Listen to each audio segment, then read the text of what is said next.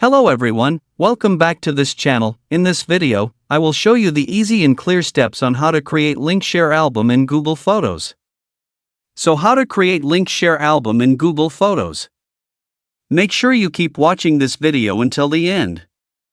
Let's get started right away. Firstly, go straight to Google Photos on your computer or laptop. This is the Google Photos display. Next, move the cursor to the left of the screen. There are lots of menu options here. Next, tap the album menu. Now this is in the album menu. Next, tap the album to be shared. Now this is in the album.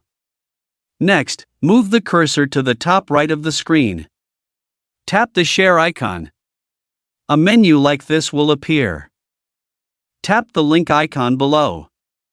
It will appear like this. Tap Create Link. Next, tap Copy to get the link. From this link, you can send it to other people using this link. So that's it, the tutorial how to create link share album in Google Photos. Thank you for watching. I hope this video is useful. See you in the next video.